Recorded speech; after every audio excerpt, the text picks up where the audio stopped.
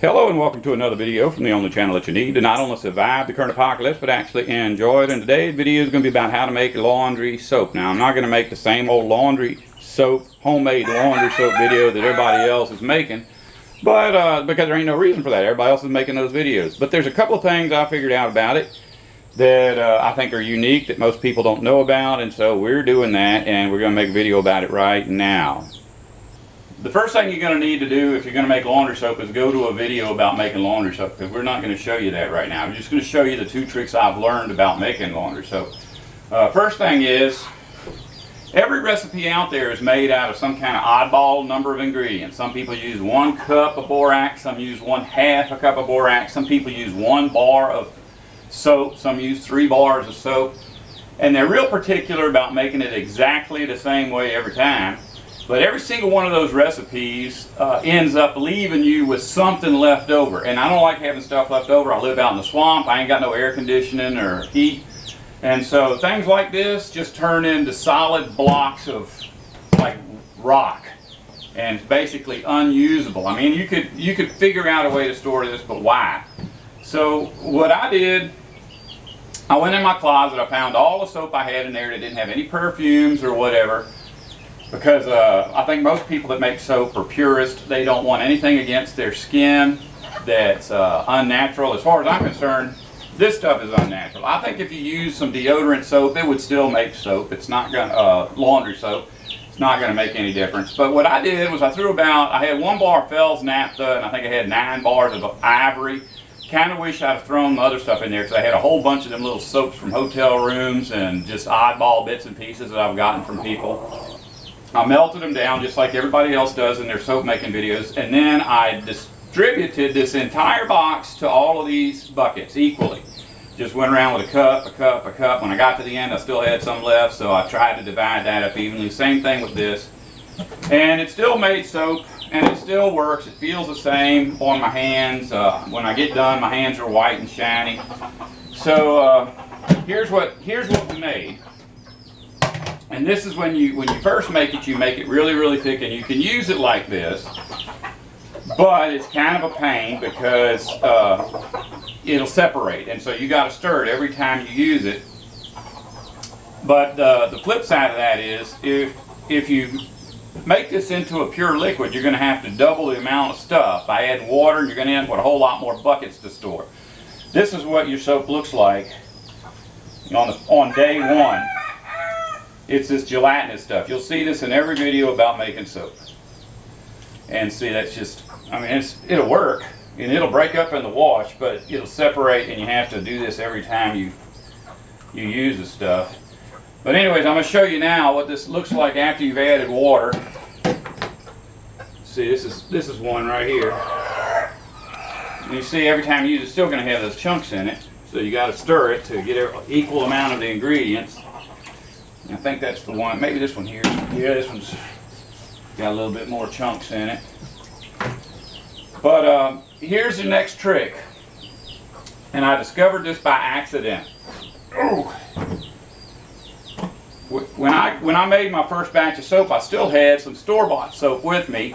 I didn't want to have space to store this and space to store these buckets. So I put all of what was left of my store-bought soap in with my homemade soap. Now, people that, like I say, people that don't like to have chemicals on their skin or whatever are going to say that this is a bad thing to do. But I don't care. I hate having clothes on my skin.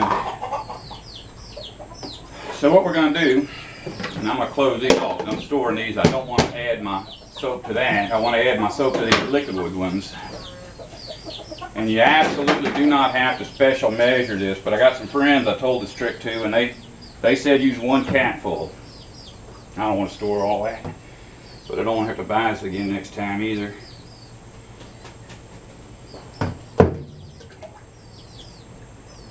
And I don't know why this happens, but I know that when I did this, and I'm putting 2 caps in, the first time I did this, the next day, when I went to get my soap and I went to stir it, there were no chunks. Somehow that store-bought laundry detergent breaks that stuff up, and it gives it that smell. Here's another thing about it.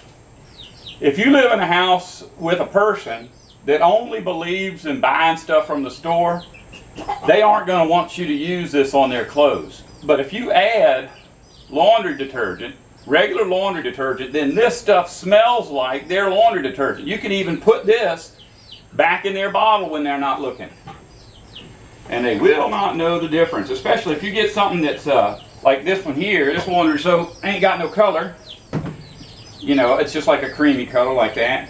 They ain't gonna know the difference. But I've had, the last time I did this, I had some purple laundry soap, and it made the whole bucket purple. It just wasn't as purple as the stuff that came from the store.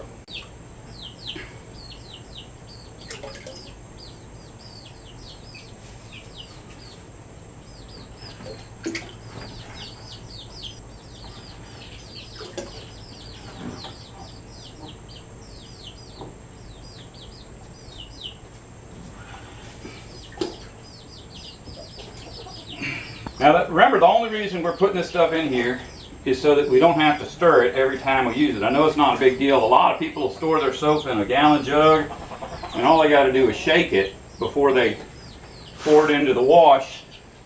But we're not going to have to do that. I'm just going to keep these buckets stacked up next to the wash machine, and I'll keep a measuring cup by the washer. And the way I've got this mixed is about 42 gallons is what we end up with after doing all this. And I'll use about a half a cup per load. Maybe a cup.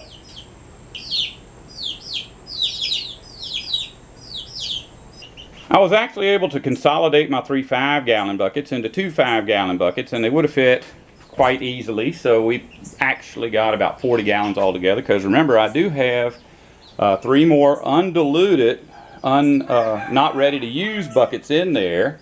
So if you think 10 gallons per each, that's 40 gallons altogether. The one on the top, I put a label on it just because I'm bringing that to my uncle's house, and I don't want him to find that gallon jug, you know, a month from now and wonder what it is. When I first started posting videos on YouTube, I did not consider myself a permaculturist or a prepper because I had never heard either of those terms. However, it didn't take too long for me to realize that the things I was posting actually qualified me to be considered as either one of those things. I stockpiled rice and beans and canned goods. I left as little bit of a footprint as possible. In other words, take as little as possible while giving back as much as possible. That's what human beings are programmed to do. We're supposed to do that. So I never really thought about making my own soap, because it's just not that big of an issue to me. I go to town once a week. I put on clothes once a week. That means there's 6 days a week I am not wearing clothes. And I knew that, you know, it didn't cost me that much. I could go buy a big old thing of laundry soap. And if it wasn't for my wife, that would last me for years.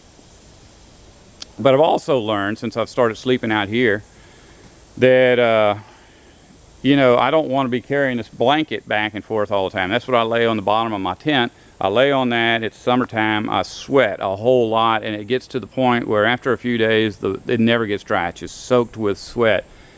But rather than bring it up to the house and wash it, I just, every time it thunders, threatens rain, I throw it over this line right here and let it rain on it. Rain on it for an hour or 2 days. It doesn't make any difference to me. I'm just going to leave it hanging there until air dries. And basically, it don't smell too good. But don't really smell all that bad either. I think once it's still wet. Once it dries out, it ain't gonna smell like nothing. And honestly, even living in our culture, you know, it's not like you're gonna fit in. So if you just never ever put on deodorant and never wash your clothes in deodorant, and you go to town with clothes that have just been hung over a line like that, you'll do okay. So in a SHTF situation, you're not going to need laundry soap, but you know, you save a lot of money making it. I've got 42 gallons of liquid laundry soap right now that I may have $20 in, and that's including the $7 cost for the store-bought laundry soap that I put in there to keep it from congealing. That's it. If you don't want to survive, don't listen to me.